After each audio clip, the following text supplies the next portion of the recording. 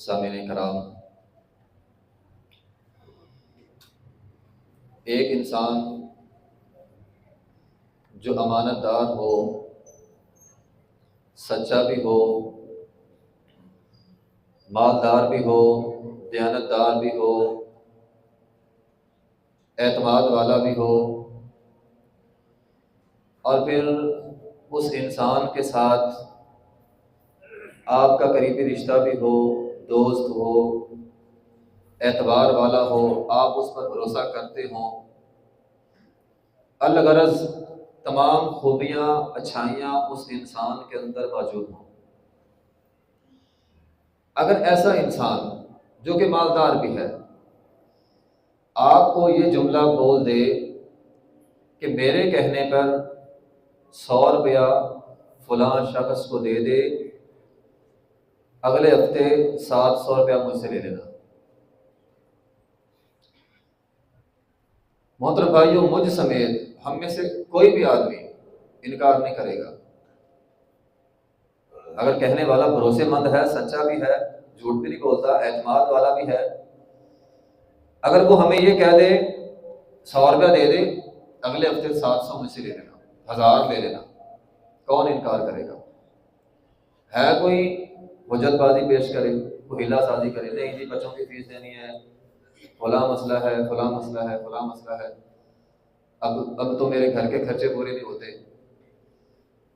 میرا نہیں خیال ہم میں سے کوئی بھی آدمی ہیلا بازی پیش کرے گا، حجت بازی پیش کرے گا، وہ دے دے گا، اعتماد ہے نا۔ ایک انسان پہ ہم اتنا اعتماد کرتے ہیں کہ ہم اس کے کہنے پر 100 روپیہ دے دیں گے، لیکن کیا رب تعالیٰ پہ ہمارا اتنا بھی اعتماد نہیں ہے؟ اللہ رب العزت قرآن میں کیا اعلان کرتا ہے؟ اللہ تعالیٰ فرماتے ہیں مثل الذین ينفقون اموالهم فی سبیل اللہ کمثل حبۃ، ایک دانہ، 100 روپیہ بھی نہیں، ایک دانہ۔ اللہ تعالیٰ فرماتے ہیں میرے راستے میں اگر ایک دانہ دو گے 700 دانے مجھ سے لے لو، واللہ یضاعف لمن یشاء، بلکہ اس سے بڑھا بھی سکتا ہوں۔ 1 روپیہ، 10 روپیہ، 100 روپیہ اگر تم میرے راستے میں دو گے 700 گنا تک بڑھا چڑھا کے میں دوں گا۔ ہمارا ان آیات پہ کیوں نہیں یقین؟ اللہ تعالیٰ قرآن میں فرماتے ہیں وعد اللہ حقا، بندہ جتنا بھی اچھا کیوں نہ ہو، ہے تو انسان نا، جھوٹ بول سکتا ہے، وعدہ خلافی کر سکتا ہے، لیکن اللہ تعالیٰ فرماتے ہیں میں وعدہ خلافی نہیں کرتا۔ ومن اصدق من اللہ قیلا، اللہ سے بڑھ کر سچی بات کرنے والا کون ہے؟ سب سے سچی بات اللہ کی، سب سے سچا وعدہ اللہ کا، پھر ڈر کس بات کا ہے؟ کمثل حبۃ، واللہ اللہ کی قسم، ایک دانہ، ایک لقمہ، ایک روٹی، ایک نوٹ، ایک لقمہ جو آپ کسی غریب کے منہ میں ڈالتے ہیں، آپ نہیں جانتے اس کی اللہ کتنی قدر کرتا ہے۔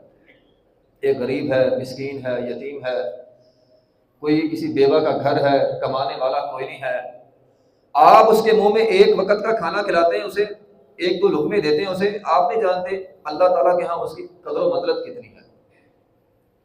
ایک حدیث میں ہے اللہ تعالیٰ اس ایک لقمے کو جو آپ نے کسی غریب کے پیٹ میں ڈالا ہے، اللہ تعالیٰ اس ایک لقمے کو اپنے ہاتھ میں، دائیں ہاتھ میں اس کی پروان چڑھاتا ہے۔ فرمایا جیسے تم اپنے بچوں کو پالتے ہو، اللہ تعالیٰ اس ایک لقمے کو ایسے پالتا ہے، کمثل حبۃ، ایک دانہ۔ اور حدیث کے الفاظ ہیں حتیٰ تکون مثل الجبل، حتیٰ کہ وہ ایک دانہ ثواب کے لحاظ سے پہاڑ بن جاتا ہے۔ آپ نے تو کسی بھوکے کو ایک لقمہ کھلایا تھا، ایک وقت کی روٹی اسے دی تھی، آپ کے لیے شاید اس روٹی کی کوئی ویلیو نہ ہو، 100 روپے کی شاید آپ کے نزدیک ویلیو نہ ہو، لیکن آپ نے کھلا دی اللہ کے لیے، اللہ نے اس کو ایک پہاڑ بنا دیا، ایک پہاڑ بنا دیا۔ اللہ نے کہا یہ ایک روٹی نہیں ہے، ایک لقمہ نہیں ہے، ایک پہاڑ ثواب کا لکھو۔ واللہ یضاعف لمن یشاء، اللہ اس سے بڑھا بھی سکتا ہے۔ مگر شاید ہمیں پھر بھی یقین نہیں آتا، ہم ڈرتے ہیں، دل کے اندر پھر ایک ڈر بیٹھ جاتا ہے، اللہ نے 1000 روپیہ دیا ہے، اگر 500 دے دیا تو کم ہو جائے گا 500، ہمیں کم ہونے کا ڈر لگا ہی رہتا ہے۔ الشیطان یعدکم الفقر، شیطان نے دماغ میں یہ بات ڈال دی ہے غریب ہو جائے گا، وہ ایک ٹائم کی روٹی اگر کسی غریب کو کھلا دی نا تو پتہ نہیں تیرا کتنا نقصان ہو جائے گا۔ لیکن محمد رسول اللہ صلی اللہ علیہ وسلم کیا فرماتے ہیں، یہ ڈر سینے سے نکال لو، ما نقصت صدقۃ من مال، گارنٹی نبی علیہ الصلوۃ والسلام دے رہے، جو تو خرچ کرے گا کمی نہیں آئے گی۔ بندہ کہتا ہے آج مجھے 10,000 روپیہ ملا ہے، اگر 500 میں اللہ کے راستے میں دوں گا تو کم تو ہو ہی جائے گا، 500 کم نہیں ہو گیا، اللہ کے راستے میں دیا۔ نبی علیہ الصلوۃ والسلام فرما رہے ہیں صدقے سے مال کم نہیں ہوتا، یہ تو کم ہو گیا۔ محترم بھائیو، حقیقت یہ ہے بچا ہی تیرا یہ 500 ہے، باقی جو تو نے کھایا ختم ہو گیا، جو پہنا بسیدہ ہو گیا، بچا یہ 500 ہے۔ کل قیامت کے دن اس کا اجر جب ملے گا تو بچا یہ 500 ہے، 500 تو نے بچایا ہے۔ وہ ایک بندہ نے ایک بات لکھی، اچھی بات تھی، ایک انجینئر کام کرتا تھا کسی مالک کے ہاں، اس نے کہا اپنے مالک سے کہ مجھے ریٹائرمنٹ چاہیے، میری بس ہو گئی ہے۔ اس نے کہا ٹھیک ہے، لیکن جانے سے پہلے ایک چھوٹا سا میرا کام کر دے۔ کیا جی؟ یہ بس ایک مکان بنانا ہے، بنا دو، اس کے بعد تو آزاد ہے۔ اب اس انجینئر نے جلدی جلدی مکان بنایا، اس نے کہا میرا آخری کام ہے، نہ میں نے بعد میں اس کے متھے لگنا ہے نہ اس نے میرے لگنا ہے، جلدی جلدی بنا دیا۔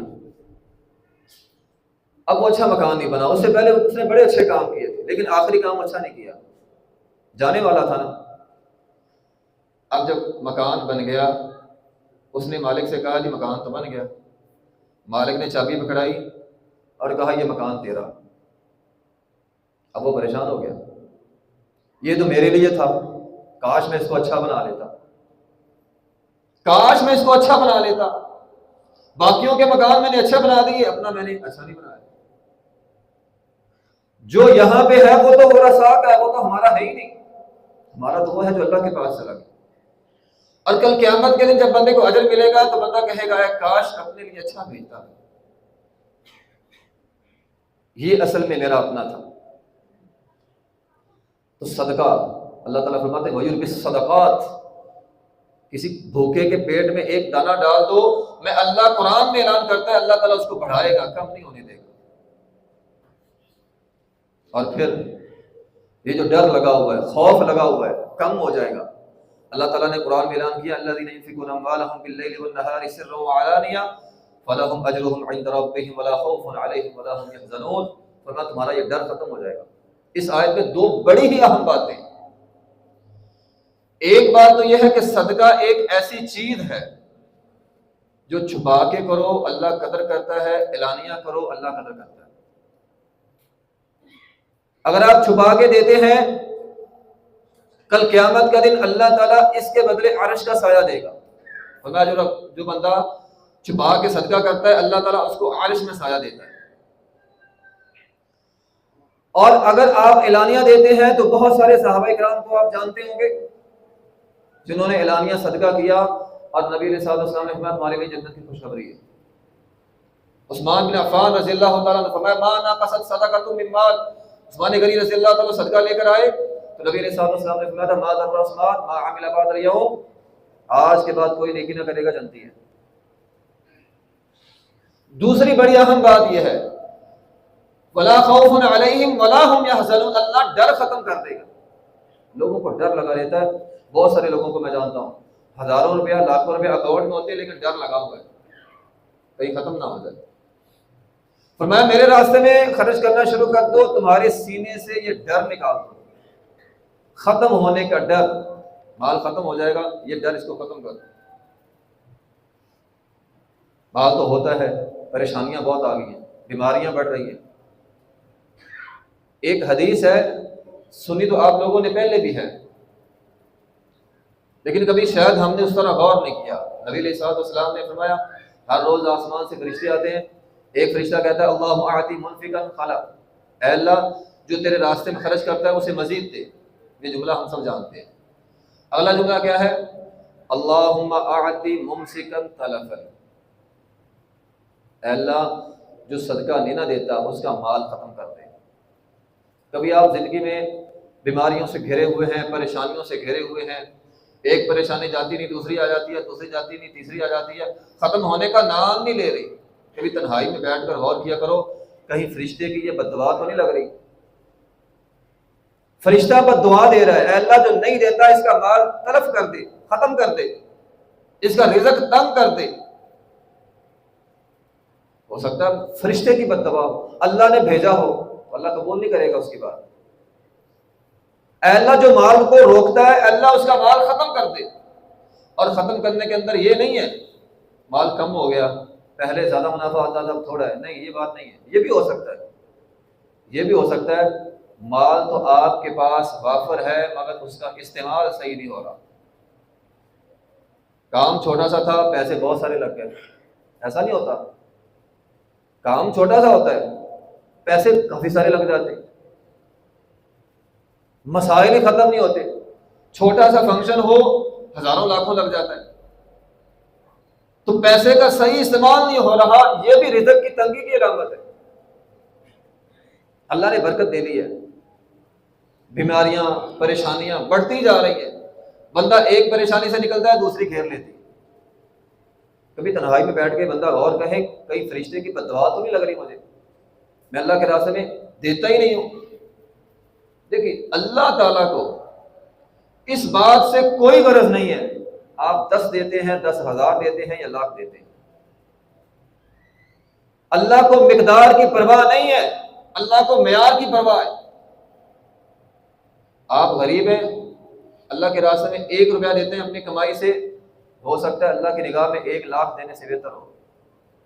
غزوہ تبوک کے موقع پہ نبی علیہ الصلوۃ والسلام نے مال اکٹھا کیا، لوگوں نے ہزاروں کے حساب سے اونٹ دیے، کلو کے حساب سے چاندی سونا دیا. ایک بندہ غریب تھا، اس نے کہا میرے پاس تو کچھ بھی نہیں ہے. وہ گیا محنت کی، مزدوری کی، وہ جو ایک ٹوپا سا ہوتا ہے کھجوروں کا وہ لے کر آیا اور اس نے کہا جی میں بس یہ محنت سے لایا ہوں اور ساری لے آیا ہوں. نبی علیہ الصلوۃ والسلام نے اس کو سارے ڈھیر کے اوپر ڈال دیا. فرمایا تیرا یہ ٹوپا سارے ڈھیر پر حاوی ہے. اللہ اخلاص دیکھتا ہے. یہ مت سمجھے کہ میں غریب ہوں میں نے کیا دینا ہے. 10 میں سے 1 روپیہ بھی آپ کسی غریب کو دے دیں گے، کسی مسکین کو دے دیں گے، 1 لقمہ ہی کسی کے منہ میں ڈال دیں گے. اللہ نے آپ کا اخلاص دینا ہے، اللہ کو کمی نہیں ہے کسی شے کی. اللہ نے آپ کا اخلاص دیکھنا ہے، اللہ اخلاص دیکھتا ہے. ابن قیم رحمۃ اللہ علیہ فرماتے ہیں الصدقۃ فی دفع البلاء. جب مصیبتیں بہت زیادہ آ رہی ہوں نا صدقہ کرنا شروع کر دو. صدقہ مصیبتوں کو ختم کر دیتا ہے. ایک حدیث میں ہے ترمذی کے اندر ہے ان الصدقہ لتطفی غضب الرب. اللہ کے راستے میں دیا کرو، اللہ کے راستے میں خرچ کرنا اللہ کے غصے کو دور لے جاتا ہے. غصہ اللہ کا دور چلا جاتا ہے، اللہ کی رحمت پاس آ جاتی ہے.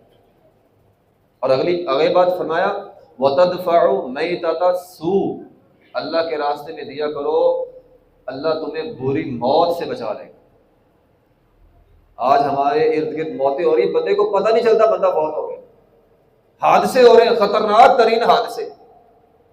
اللہ تعالیٰ اس بندے کو بری موت سے بچا لیتے ہیں جو اللہ کے راستے میں خرچ کرتا ہے.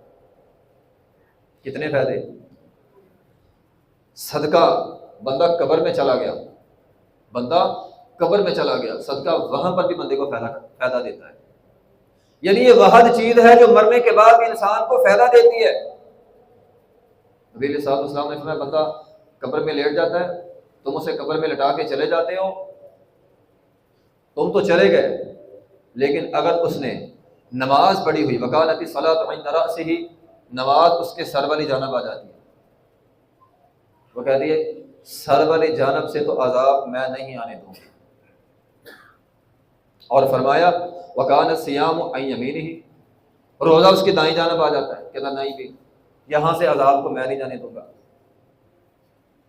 اور آگے فرمایا وکانت الزکوٰۃ عن شمالہ، زکوٰۃ بائیں جانب آ جاتی. سر والی جانب نماز آ گئی، دائیں جانب روزہ آ گیا، بائیں جانب زکوٰۃ آ گئی، اب رہ گیا پاؤں. فرمایا الصدقہ، صدقہ پاؤں والی جانب آ جاتا ہے، کہتا ہے پاؤں والی جانب سے عذاب میں نہیں آنے دوں گا۔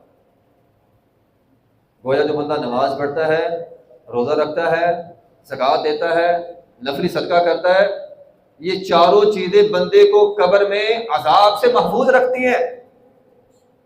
اگر آپ نماز پڑھتے ہیں، صدقہ نہیں کرتے، نماز تو اپنی طرف سے روک لے گی لیکن پاؤں والی طرف سے عذاب آ جائے گا۔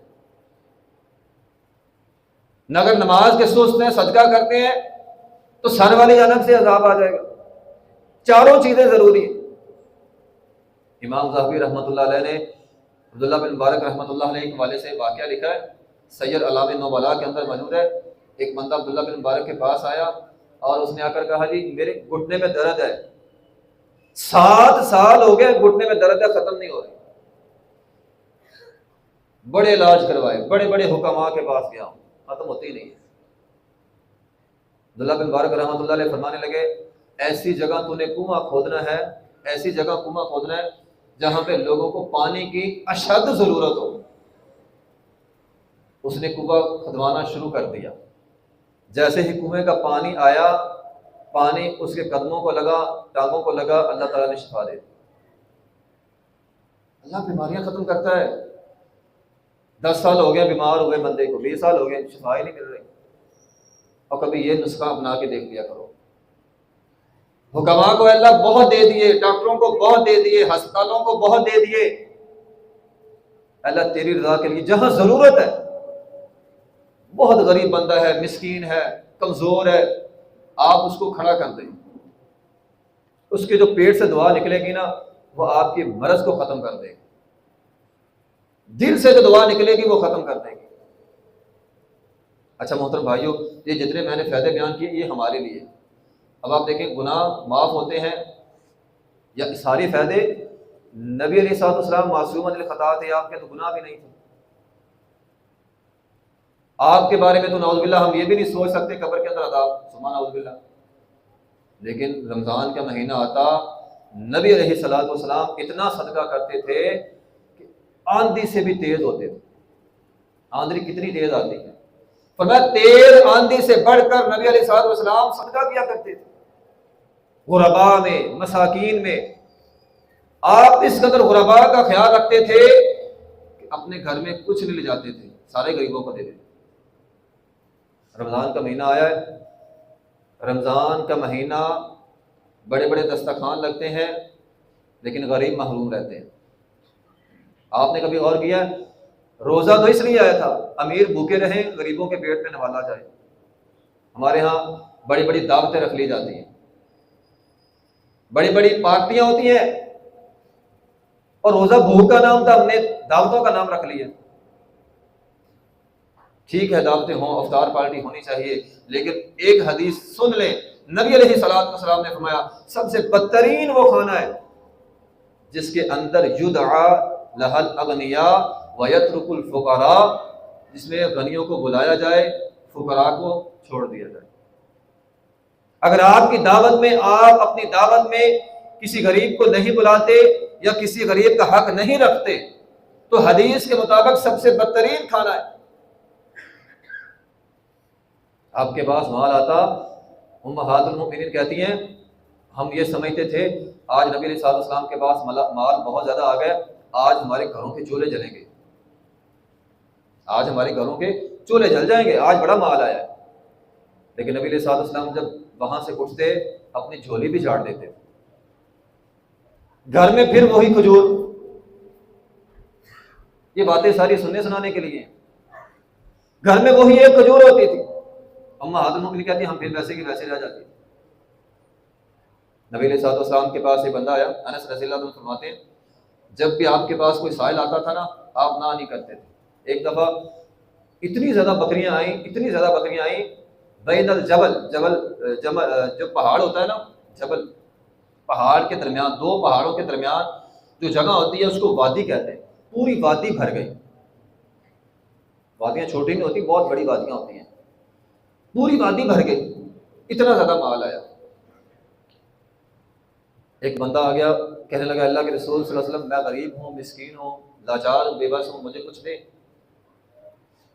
اب ہم ہوتے تو کیا کرنا تھا؟ چل جا ایک بکری تو لے جا. ہم تو ایسے ہی کرتے ہیں نا, تھوڑا سا دے دیا, چل ٹھیک ہے تیرا ایک ٹائم کا گزارا تیرا ہو جائے گا. لیکن ایسا نہیں ہوا. نبی علیہ الصلوۃ والسلام نے کیا کیا؟ آپ نے فرمایا ساری بکریاں لے جا. پوری وادی بکریوں کی بھری ہوئی نبی علیہ الصلوۃ والسلام نے سے دے دی. وہ اپنی قوم میں گیا, فَأَتَاعَهُ غَنَمًا بَيْنَ جَبَلَيْنِ, دو پہاڑوں کے درمیان بکریاں تھیں. فَرَجَعَ إِلَىٰ قَوْمِهِ فَقَالَ يَا قَوْمِ أَسْلِمُوا, اور میری قوم کے لوگوں مسلمان ہو جاؤ. فَإِنَّ مُحَمَّدًا يُؤْتِي عَطَاءً لَا يَخْشَى الْفَاقَةَ, محمد صلی اللہ علیہ وسلم اتنا دیتے ہیں بندے کو غربت ختم ہو جاتی ہے. میرا نہیں خیال, شاید کسی نے عمل کیا ہو, لیکن یہ حدیث بڑی قابل غور حدیث ہے. کبھی اپنی زندگی میں آپ یہ سمجھیں کہ اگر مجھے اللہ تعالیٰ نے دیا ہے, کبھی زندگی میں آپ نے کسی کو اتنا دیا ہو کہ اس کی غربت ختم ہو جائے. ہمارے ہاں تو صحابہ کرام کے زمانے میں تو ایسا ہوتا تھا, لینے والے کی جب ضرورت پوری ہو جاتی تھی وہ اس کے بعد لیتا نہیں تھا, اور دینے والا بھی اتنا دیتا تھا اگلے کی ضرورت پوری ہو جائے. ہمارے ہاں دونوں کام الٹ ہوتے, دینے والا بھی تھوڑے تھوڑے, اور لینے والوں کو بھی عادت پڑ گئی ہے کہ جتنا مرضی لے لیا نا اور لے لینا ہے. یہ نہیں کہنا کہ میری حاجت پوری ہوگی بھی کسی اور غریب کو دے دو. لینے والے بھی کہتے ہیں جتنا آ رہا ہے ٹھیک آ رہا ہے. لیکن محترم بھائیوں, کوشش کرنی چاہیے, اگر واقعہ کوئی ایسا بندہ ہے وقتی طور پر غریب ہو چکا ہے, اگر آپ نے دینا ہے اس کو اتنا دے دیں اس کی وہ ضرورت پوری ہو جائے. اب وہ جا کر کیا بولتا ہے؟ لا یخشى الفاقہ, مجھے غربت کا اندیشہ ہی ختم ہو گیا کہ میں اب غریب ہو جاؤں گا. میں اتنی بڑی تجارت اللہ تعالیٰ نے, اللہ کے نبی علیہ الصلوۃ والسلام نے مجھے دے دی, اب میں بکریاں چرواؤں گا, اپنا پیٹ پالوں گا. اسلام نے زکوٰۃ فرض کی ہے, اور زکوٰۃ کا مقصد بھی یہ ہوتا ہے.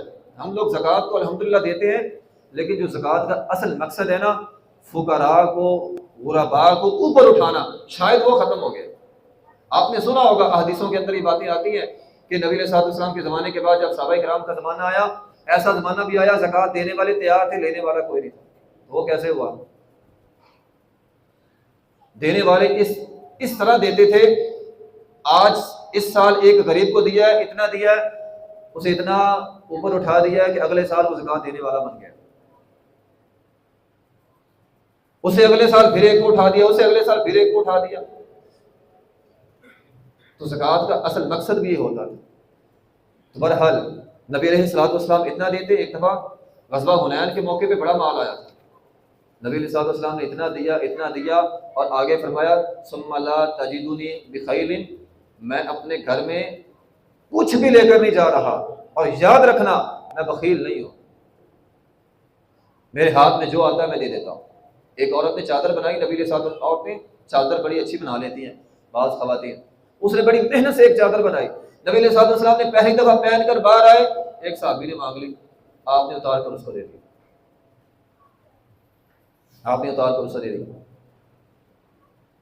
اچھا, پھر ایک ہوتا ہے مانگنے والا. نبی علیہ الصلوۃ والسلام مانگنے والے کو تو دیتے ہی تھے, جو مانگتا نہیں تھا لیکن ضرورت مند تھا آپ اس کو بھی دیتے تھے. اس طرح قرآن کہتا ہے للسائل والمحروم, سائل کو تو دو, محروم کو بھی دو. ابو ہریرہ رضی اللہ عنہ فرماتے ہیں میں نبی علیہ الصلوۃ والسلام کے پاس آیا, میرا رنگ اڑاؤ تھا, میں نے کچھ نہیں مانگا, کچھ نہیں بولا.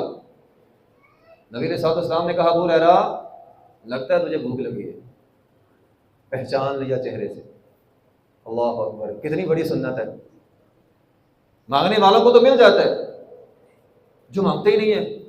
آپ کے دوست ہو سکتے ہیں, آپ کا رشتہ دار ہو سکتا ہے, آپ کا گلی والا ہو سکتا ہے, ہمسایہ ہو سکتا ہے. کبھی غور کریں, یار بندہ پہلے اس کو جاب تھی, آج کل جاب نہیں مل رہی, غریب ہے, بندہ اس کو دے دی. تو فرمایا ابو ہریرہ مجھے لگتا ہے تو نے کچھ کھایا نہیں ہے. کہتے ہیں نبی علیہ الصلوۃ والسلام کے پاس دودھ آیا, آپ نے مجھے اتنا پلایا, بار بار پلایا, میں خوب سیر ہو گیا. میں نے کہا جی بس ہو گئی, اب نہیں پی سکتا میں. تو جو محروم ہے, جو مانگتے نہیں ہے, ہاتھ نہیں پھیلاتے, کبھی کسی کے سامنے انہوں نے تذکرہ نہیں کیا, آپ تلاش کر سکتے ہیں ایسے لوگوں کو اپنے عزیز و اقارب میں سے, گلی والوں میں سے, محلے والوں میں سے, ماتھے سے پڑھ سکتے ہیں, پتہ چل جاتا ہے. ان کو پہچان کر دینا, یہ بھی نبی علیہ الصلوۃ والسلام کی سنت ہے. نبی علیہ الصلوۃ والسلام نے فردی نماز پڑھائی، جلدی سے گھر گئے، واپس آئے، صحابہ کرام نے پوچھا جی آپ گھر کیوں گئے؟ فرمایا میں گھر اس لیے گیا ہوں کہ میرے گھر میں سونے کی ایک ڈلیا پڑی تھی، کبھی ہمارے ساتھ ایسا ہوا اگر ہم نے نیت کی ہو ہم نے کوئی چیز اللہ کے راستے میں دینی ہے، ابھی تک گھر میں پڑی ہے۔ ایک صحابی تھے ابو لبابہ رضی اللہ تعالیٰ عنہ، ان کے گھر میں ایک کھجور کا درخت تھا اور ان کے ساتھ والا گھر ایک یتیم بچے کا تھا۔ اب بعض روایات میں آتا ہے یا تو اس درخت کا پھل نیچے گرتا تھا، وہ یتیم بچے اٹھا کے کھا لیتے تھے، ان کا جھگڑا ہو گیا، اور ایک حدیث میں آتا ہے کہ انہوں نے چھت ڈال لی تھی، دونوں ضرورتیں ہو سکتی ہیں۔ اب اس یتیم بچے نے ابو لبابہ سے کہا یہ درخت مجھے دے دو، انہوں نے نہیں دیا۔ فیصلہ نبی علیہ الصلوۃ والسلام کے پاس، حدیث دھیان سے سنیے گا، فیصلہ نبی علیہ الصلوۃ والسلام کے پاس آ گیا۔ آپ نے کہا ابو لبابہ درخت اس کو دے دے، میں تجھے جنت میں ایک درخت کی بشارت دیتا ہوں۔ اس نے کہا جی نہیں، جنت کی تو مل ہی جائے گی، دنیا کی بات کریں۔ اب پاس ایک اور صحابی تھے، ان کا نام تھا ابو دحداء رضی اللہ تعالیٰ عنہ، ان کے کانوں میں نا یہ آواز پڑ گئی کہ اگر اس درخت کے بدلے مجھے جنت میں درخت ملنا ہے، کہا اللہ کے رسول صلی اللہ علیہ وسلم اگر یہ درخت میں لا کے دے دوں تو میں تجھے مل جائے گی، جنت میں ایک کھجور کا درخت تجھے مل جائے گا۔ کہتے ابو دحداء گئے ابو لبابہ رضی اللہ عنہ کے پاس اور جا کر کہا یہ تنا مجھے بیچ دو۔ اب انہیں پتا تھا اس تنے پہ بشارت ہے، کہا ایسے نہیں بیچوں گا۔ حدیث کے الفاظ ہیں ابو دحداء رضی اللہ عنہ کے پاس ایک باغ تھا جس کے اندر 500 کھجوروں کے درخت تھے، اب یہ سوکھا تنا ایک اور وہاں 500 کھجوروں کے درخت ہے، سودا طے ہو گیا۔ کہا ابو لبابہ یہ 500 کھجوروں کے درخت تیرے اور ایک تنا میرا۔ کہا ٹھیک ہے۔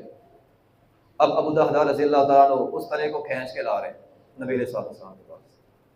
کہا اللہ کے رسول صلی اللہ علیہ وسلم میں نے سودا کر لیا ہے، میں لے آیا ہوں یہ تنا، آپ مجھے یہاں پہ وعدہ کریں، بشارت دیں، اللہ تعالیٰ مجھے اس کے بدلے جنت میں ایک درخت دے گا۔ نبی علیہ الصلوۃ والسلام نے فرمایا ابو دحداء تیرے لیے اب ایک درخت نہیں ہے، اللہ کو تیری یہ دعا بڑی پسند آئی ہے، اب ایک درخت نہیں پورا باغ دے کر آیا ہے، اللہ تجھے پورا باغ دے گا۔ یہ باتیں کر لیتے ہم، آپ سن بھی لیتے ہیں، صحابہ کرام کا یہ عمل تھا، وہ عملی مسلمان تھے، سننے سنائیں تک باتیں نہیں رکھتے تھے، عملی مسلمان تھے۔ اس لیے محترم بھائیوں، رمضان کا مہینہ ہے، نبی علیہ الصلوۃ والسلام رمضان میں آندھی سے بڑھ کر صدقہ کیا کرتے تھے۔ تو رمضان کا مقصد ہے غرباء کے پیٹوں میں کچھ ڈالنا، تو ہمیں کوشش کرنی چاہیے ہمارے ارد گرد قریب میں کوئی غریب ہے، مسکین ہے، میں تو یہ کہتا ہوں غرباء بھی، ان کے پاس کچھ نہیں ہے، 10 روپے 1 روپے اللہ کے راستے میں دے دیں، 10 میرے پاس ہے، 1 روپیہ کسی اور غریب کو دے دیں۔ تو ہمیں غرباء پہ خرچ کرنے کے لیے ماہ رمضان کا مہینہ آیا ہے، نبی علیہ الصلوۃ والسلام اس مہینے میں بہت زیادہ خرچ کرتے تھے، تو ہمیں بھی اپنی اپنی طاقت کے مطابق اللہ کے راستے میں خرچ کرنا چاہیے۔ وآخر دعوانا الحمدللہ رب العالمین۔